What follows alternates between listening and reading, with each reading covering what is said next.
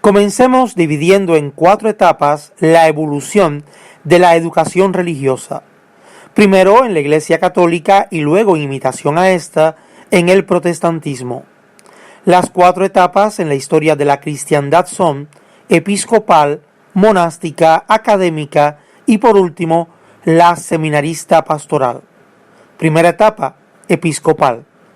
Durante la era patrística, en especial desde el tercer al quinto siglo, a la teología se le llamó episcopal, ya que los teólogos principales eran obispos. En el siglo V, por ejemplo, en torno a Agustín, se reunían un grupo de clérigos para recibir entrenamiento. Debo aclarar que antes del siglo VI no se conoce ninguna escuela destinada a formar hombres de la Iglesia. No es hasta el siglo VI donde la Iglesia comienza a mostrar preocupación por asegurar la educación de los clérigos en las parroquias y diócesis. A esta nueva etapa la llamamos monástica.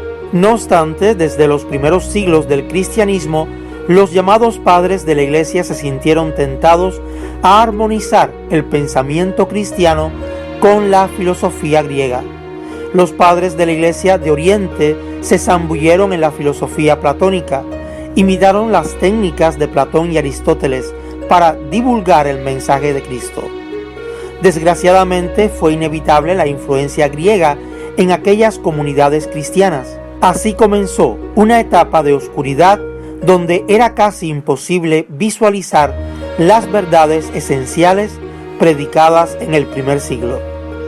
Muchos de los nuevos conversos habían sido oradores y filósofos, lo que allanó el terreno para este sincretismo naciente.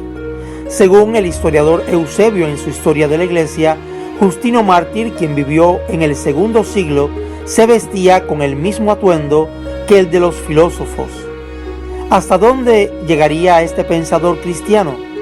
Justino creía que la filosofía era la revelación de Dios a los griegos. Para los gentiles, filósofos como Sócrates y Platón eran para los griegos lo que Moisés para los judíos. Por otro lado, muy temprano en Alejandría, Orígenes bebía de la filosofía pagana. Era colega de Plotino, el padre del neoplatonismo, y terminó absorbiendo sus ideas. En el pensamiento neoplatónico, un individuo para acercarse a Dios debía ascender, pasando por diferentes etapas de purificación. El historiador Will Durant, en su obra César y Cristo, señala: la brecha entre la filosofía y la religión se iba cerrando y durante 1000 años se consintió en que la razón fuera la criada de la teología. En la etapa monástica, la formación teológica fue más oscura, ya que estuvo atada a la vida ascética y mística. Los monjes que vivían en monasterios eran los encargados de la enseñanza. Más tarde surgen las escuelas catedralicias. Antes del siglo XII, la única educación disponible en Occidente eran las dadas por las escuelas catedralicias y monásticas. Esto abrió más la brecha entre las personas cultas y del vulgo.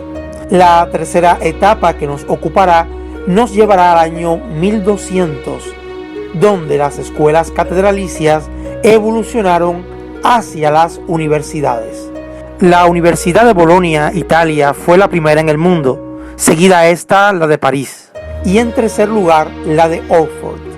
La Universidad de París iba a sobresalir siendo el centro del conocimiento teológico y filosófico de la época, llegando a ser la semilla de lo que más tarde sería el seminario protestante.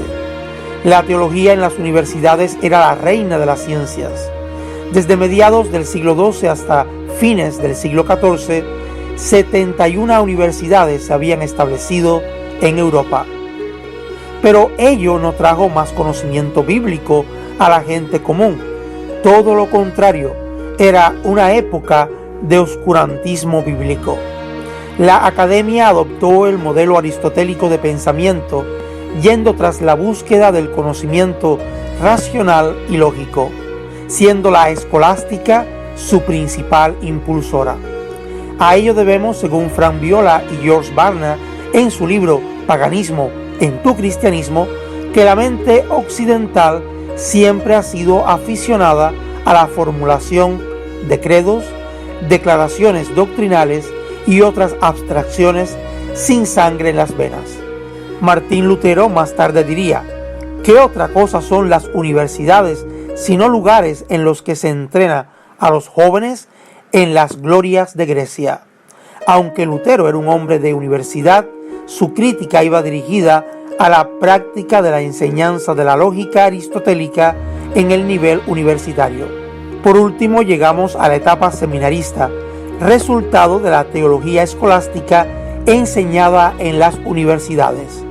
Esta se alejaría de la teología de los obispos primitivos y la enseñanza de los monjes. Su objetivo era el entrenamiento de ministros profesionales. ¿Escaparían de la influencia pagana los seminarios protestantes? Hoy, tanto evangélicos como católicos recurren a la metodología de Tomás de Aquino, usando su bosquejo en los estudios teológicos. Esto, por supuesto, no se le dice a la mayoría de los seminaristas protestantes. La teología tomista ha sido delineada de esta manera: Dios, la Trinidad, la creación, los ángeles, el hombre, el gobierno divino, lo que incluye salvación y demás, el fin.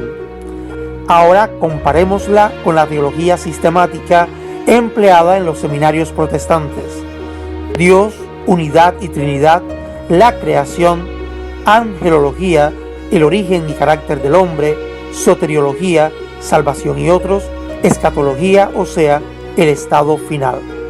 La mayoría de seminarios en Estados Unidos y Europa siguen el sistema de Tomás de Aquino, bajo el modelo de Berlín para la educación teológica.